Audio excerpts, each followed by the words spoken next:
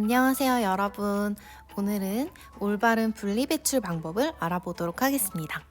분리배출이라는 건 여러분 흔히들 재활용 또는 분리수거라고 하죠. 여러분들이 사용하고 나온 쓰레기들이 재활용될 수 있도록 재질에 따라서 분리해서 버리는 걸 말해요. 이 분리배출 왜 중요할까요? 이제 보통 우리가 재활용되지 않는 그런 쓰레기들을 종량제 봉투에 담아서 버리죠. 그렇게 종량제 봉투에 버려진 쓰레기들은 보통 태워지거나 아니면 땅속에 묻혀요. 그런데 그 종량제 봉투에 버려지는 쓰레기들 중에 70% 정도가 재활용이 가능한 자원이래요. 그러니까 재활용이 가능한데도 불구하고 얘네들이 그냥 땅속에 묻히고 혹은 태워지고 있는 거예요. 자원이 다시 쓰이면 환경도 지킬 수 있고요. 경제 효과까지 얻을 수 있습니다. 하지만 분리배출을 똑바로 하는 게 아니라 괜히 어설프게 해서 내어놓는다면 그건 재활용될 수도 없는 쓰레기를 그냥 버리는 것 뿐이에요. 그리고 내가 제대로 분리를 해서 내놓지 않으면 결국은 다른 사람이, 다른 일하시는 분들이 그걸 다 하나하나 분리해야 되니까 나 대신 다른 사람이 고생하는 거랑 똑같죠. 그리고 그분들한테 그런 일이 너무 많이 생기면 그 인력에도 한계가 있기 때문에 재활용이 효율적으로 이루어질 수가 없습니다. 그럼 한번 어떻게 분리배출을 하는 게 제대로 분리배출하는 건지 오늘 꼼꼼하게 배워보도록 할게요. 본격 재활용 퀴즈 1탄입니다. 먼저 종이류. 보니까 지금 신문지도 있고요. 그 다음에 여러분들 껌 먹고 남은 이 껌종이, 그 다음 치킨 상자 속에 있는 이 치킨 밑에 깔려있는 종이, 우유팩, 공책도 있고 영수증, 택배 박스, 컵라면, 컵밥 용기 이렇게 우리 주변에서 볼 수 있는 다양한 생활 쓰레기들이 있어요. 과연 여기서 재활용이 불가능한 거, 재활용이 안 되는 게 몇 개일까요? 한번 영상을 잠깐 멈추고 몇 개일지 찾아보세요. 다 찾아보셨나요? 네, 정답을 공개하겠습니다. 재활용이 안 되는 건 바로 4개였습니다. 자, 먼저 여기 맨 왼쪽에 신문지가 있죠. 신문지부터 시계 방향으로 한번 돌아볼게요. 신문지는 당연히 재활용이 됩니다. 신문지가 물에 젖지 않게 해서 반듯하게 이렇게 펴서 쌓은 다음에 배출하시면 됩니다. 그 다음 두 번째 여기 껌종이 있죠. 재활용이 안 된대요. 요거는 이런 은박이나 금박이 입혀져 있는 이런 종이는 재활용되지 않는다고 합니다. 그러니까 그냥 일반 쓰레기로 종량제 봉투에다가 버려주시면 됩니다. 그 다음 세 번째로 맛있겠다. 치킨 상자 속 종이. 네, 치킨 보면은 이제 커다랗게 치킨 박스가 보통 있고 그 안에 이런 식으로 이렇게 기름 종이 같은 게 안에 깔려 있어요. 이렇게 기름 같은 혹은 음식물 같은 이물질이 많이 묻어 있는 종이는 재활용이 힘들다고 합니다. 이것뿐만 아니라 여러분들 왜 휴지 있죠? 화장지 쓰고 나서 쿠폰 휴지라든가 아니면은 뭘 흘리고 닦은 휴지, 그런 것도 재활용이 되지 않습니다. 그냥 쓰레기로 버려주셔야 돼요. 그 다음에 우유팩은 당연히 재활용이 되죠. 학교에서도 우유팩 모아서 다시 배출하잖아요.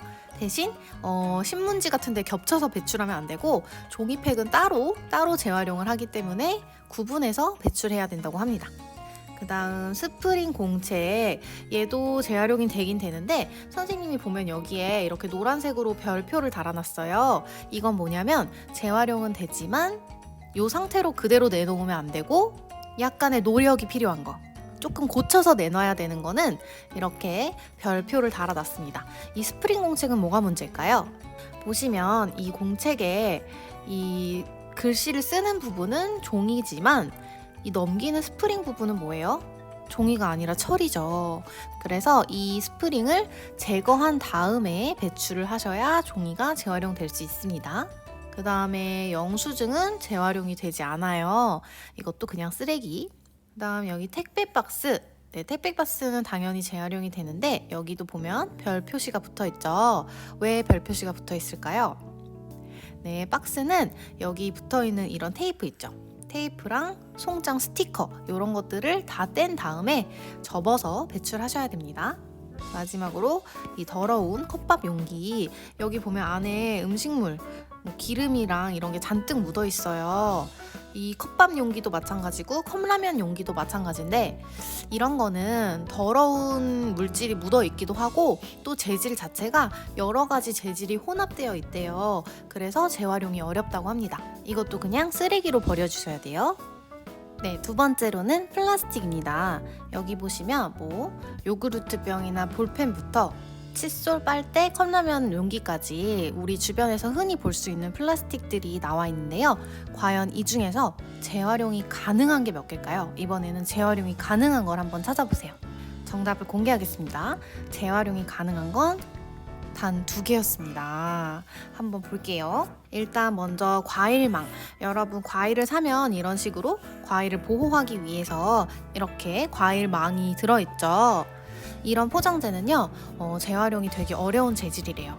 그래서 그냥 쓰레기로 버려주셔야 됩니다.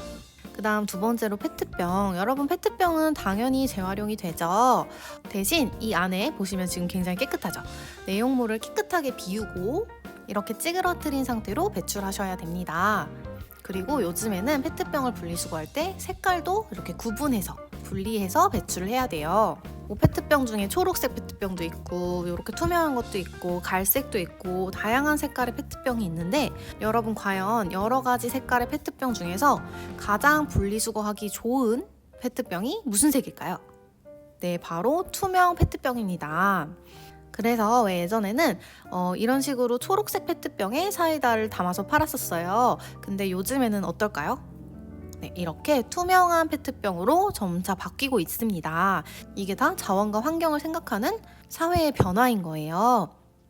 여러분도 가급적이면 소비를 하실 때 투명한 페트병을 소비해 주시면 더 좋을 것 같아요. 그 다음에 여러분 페트병 배출할 때 또 중요한 점이 하나 있어요. 많은 사람들이 잘 지키지 않는 건데 바로 라벨을 제거해야 된다는 거예요. 왜 우리가 음료수를 사면 이런 식으로 병에 이렇게 막 설명이 붙어 있잖아요. 이 음료수에 대한 이름과 설명이 이렇게 붙어 있죠, 비닐로. 그거를 다 제거하고 내놓으셔야 됩니다. 어떻게 하는 건지 한번 우리 영상으로 살펴볼까요? 자, 지금부터 이 물병에 있는 라벨을 한번 떼어보도록 할게요. 이 상태로 그냥 버리면 안 되고요. 여기 비닐 라벨이 붙어 있기 때문에 이 플라스틱 병에서 비닐 라벨을 제거해줘야 됩니다. 이 물병에는 지금 아직 새 거라서 물이 들어있지만 다 먹은 거라고 생각하고 봐주세요.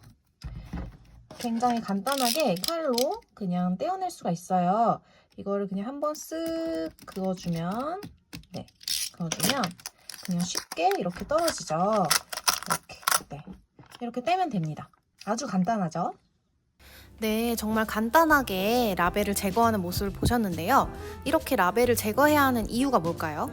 아까 우리 스프링 노트에서 스프링은 철이고 공책 쓰는 부분은 종이고 그래서 그걸 분리해야 된다고 말했어요. 요것도 똑같아요. 페트병에서 병 부분은 플라스틱이지만 라벨 부분은 뭐예요? 비닐이죠. 네, 재질이 다르기 때문에 분리를 해서 배출을 해주는 겁니다. 그 다음 세 번째로는 이제 칫솔입니다. 칫솔은 여러분 분리수거가 되지 않는데요. 왜 그럴까요? 여기 보면 몸통 부분은 플라스틱이고 손잡이 부분은 또 고무고 그 다음에 여기 칫솔 모 부분도 또 재질이 다르죠. 이런 식으로 다양한 재질이 혼합되어 있고 그걸 우리가 이렇게 손으로 분리할 수가 없기 때문에 이런 건 재활용이 힘들다고 해요. 그래서 얘는 그냥 쓰레기통에 버려주셔야 됩니다. 그 다음에 더러운 컵라면 용기. 네, 이 친구도 재활용이 되지 않아요. 왜냐하면 여기 보시면 지금 안에 막 기름 묻어있는 거 보이죠? 네, 일단 컵라면 용기는 대부분이 너무 더럽고요. 그 다음에 잘 닦이지도 않고 깨끗하게 세척하기도 힘들고 그래서 이런 것들은 그냥 쓰레기로 버려주세요. 그 다음 빨대도 재활용이 되지 않아요. 그래서 요즘에는 이제 카페 같은 데서 플라스틱 빨대를 줄이고 있죠. 종이 빨대 같은 걸 사용하기도 하고 아니면 여러분 친환경 재료로 만든 예를 들면 뭐 이런 식물의 껍질 같은 걸로 만든 그런 빨대도 요즘에 사용하고요. 또 스테인리스로 된 빨대도 많이들 사용합니다. 그 다음 더러운 케첩통. 네, 요것도 아까 컵라면 용기랑 똑같아요. 너무 더럽잖아요. 지금 안에 보면은 아직 새빨갛게 케찹이 좀 남아있죠? 이런 것도 재활용이 안 돼요. 하지만 케첩통은 여러분 컵라면 용기보다는 씻기가 좀 더 쉽잖아요. 만약에 케첩통을 이렇게 깨끗하게 닦았다. 그러면 이제 재활용이 가능해지는 거죠. 예, 이런 왼쪽 상태의 통들은 재활용 센터에 가도 음식물이 남아있으면 그냥 버려진다고 해요. 그러니까 음식물이 담겨 있었던 플라스틱 통을 다 쓴 다음에는 제대로 씻고 말려서 내놓으시길 바랍니다. 그 다음 여기 볼펜, 네, 볼펜도 칫솔이랑 비슷한데 볼펜, 샤프 이런 거 다 여러 가지 재질이 혼합되어 있기 때문에 재활용이 되지 않는데요. 그래서 얘도 그냥 버려주시면 되겠습니다. 이런 낭비를 막기 위해서 여러분 이렇게 안에 리필10만 파는 그런 제품들도 있죠. 네, 그런 리필이 가능한 제품들을 활용하면 환경을 살리는 데 도움이 될 거예요. 그 다음에 마지막으로 요구르트병. 네, 요구르트병은 재활용이 가능해요. 그런데 여기 왜 별표가 붙어 있을까요? 네, 바로 이 뚜껑 때문입니다. 여기 보면 은박지, 은박 캡이 달려있죠? 이 캡은 어떻게 해야 될까요? 네, 깨끗하게 제거한 다음에 내놓으셔야 됩니다. 아까 은박지는 쓰레기라고 했죠. 얘를 제거하는데 이게 깨끗하게 뜯어도 이렇게 막 찌꺼기 같은 게 여기 남아서 붙어 있을 때가 있어요. 그렇게 배출하면 안 된다는 거죠. 아주 깨끗하게 다 제거한 다음에 내놓으시면 됩니다. 그 다음 세 번째 재질은 바로 유리와 도자기예요. 여기 보시면 딸기잼병, 유리 전구, 도자기로 된 컵, 참기름병, 그리고 깨진 병까지 5가지 종류의 쓰레기들이 있는데요. 과연 여기서 재활용이 가능한 건 몇 개일까요? 정답은 바로 2개였습니다. 한번 볼게요. 딸기잼병 당연히 재활용이 가능합니다. 근데 여러분 이제 아마 알 거예요. 선생님이 왜 별표를 붙여놨을지. 과연 여기에는 어떤 노력이 필요할까요? 첫째, 일단 씻어야겠죠, 깨끗하게. 네, 그 다음에 둘째로는요. 여기 라벨이 붙어 있죠. 이 라벨 아까 본 것처럼 깨끗하게 제거해서 내놓아야 되고요. 그 다음 셋째로 하나 더 있어요. 하나 더 찾아보세요. 뭘 또 분리해야 될까요? 네, 바로 뚜껑이죠. 여기 보면 뚜껑은 또 철 소재로 되어 있어요. 그래서 이 뚜껑은 따로 배출해야 됩니다. 그 다음에 두 번째로 여기 전구는 재활용이 되지 않아요. 여기 안에 보면 여러 재질이 섞여 있죠. 그래서 재활용이 되지 않습니다. 그 다음에 도자기 컵도 재활용이 되지 않는데요. 이런 뭐 그릇이나 컵 같은 것도 그냥 쓰레기로 배출해 주셔야 되고요. 그 다음에 깨진 병, 네, 여러분 깨진 병도 재활용이 되지 않아서 쓰레기로 버려주셔야 된대요. 그다음 마지막으로 참기름병은 당연히 재활용이 되는데 왜 별표를 붙여놨을까요? 네, 아까 딸기잼병이랑 똑같죠. 안에 내용물 깨끗하게 비우고 라벨 떼고 뚜껑은 플라스틱이니까 뚜껑은 따로 배출. 이것만 지켜주시면 재활용이 가능합니다. 여러분 이렇게 해서 오늘 종이랑 플라스틱 그리고 유리 재질의 재활용 쓰레기 어떻게 분리 배출해야 하는지 배워봤는데요. 여러분 지금 배운 걸 종합해보니까 어떻던가요? 분리 배출을 제대로 하려면 뭐가 중요한 거예요? 선생님이 여기 적어놨죠. 첫째로는 일단 상태가 깨끗해야 된다. 그 다음 둘째로는 라벨이라든가 뚜껑 같은 그런 다른 재질이 섞여 있으면 안 된다. 그것까지 다 분리해서 배출해야 된다. 이 2가지가 키포인트예요. 아시겠죠? 지금 아직 철이랑 비닐 그리고 음식물 쓰레기 같은 게 남았는데요. 요것들은 한번 다음 시간에 이어서 계속 배워보도록 할게요. 수업 듣느라 고생하셨습니다. 안녕.